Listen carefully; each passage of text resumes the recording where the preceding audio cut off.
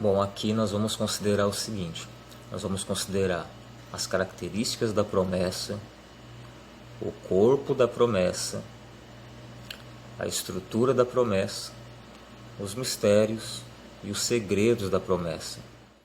Então é uma promessa que foi feita para Abraão e para Sara, ok? Então vamos analisar a estrutura dessa promessa, né? Mas a promessa é só de Abraão, não é de Sara, é de Sara também, tá? Você pode abrir Gênesis 17, versículo 16, deixa bem claro: ela será mãe das nações. A estrutura da promessa.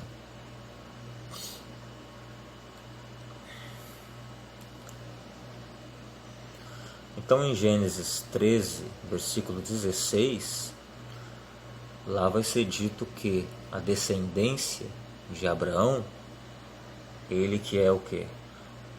Pai de uma nação, pai de uma multidão de nações, né? Essa descendência vai ser como o pó da terra, ok? Como o pó da terra. No Gênesis 22, 17, diz que essa descendência será como as estrelas do céu, será como a areia do mar. Então são pontos importantes. Lá no Gênesis 17 vai dizer que essa promessa ela é perpétua. Olha só as características: é como o pó da terra, a descendência, como a areia do mar, como as estrelas do céu. É uma aliança, um pacto perpétuo. Tudo isso está dentro dessa promessa, né? Se ele recebe o título, status de o pai, o patriarca da nação, Sara está recebendo o título e o status de matriarca da nação e das nações também.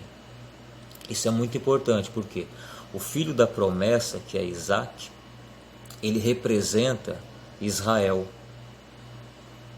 Israel ainda não havia nascido aqui.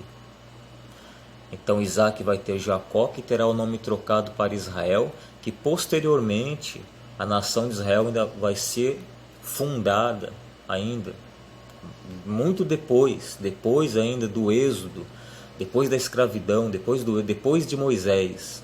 A nação vai ser fundada lá na terra de Canaã, no deserto, na terra de Canaã, vai ser fundada na terra, né, a nação. Pois bem, mas Isaac já é a representação dessa nação de Israel, que é o filho de Abraão e Sara. Esse Israel é o filho de Abraão e Sara. Agora, olha o segredo que vem. Lá em Jeremias, Israel é chamado de primogênito de Deus. Deus vai dizer que Israel é o primogênito dele. Então, nesse momento, Israel é uma tipificação do unigênito do Pai, ok? Mas voltando aqui para Abraão e Sara, você vê que para que esse primogênito venha a nascer, ele precisa de quem? Do pai e da mãe, de Abraão e de Sara.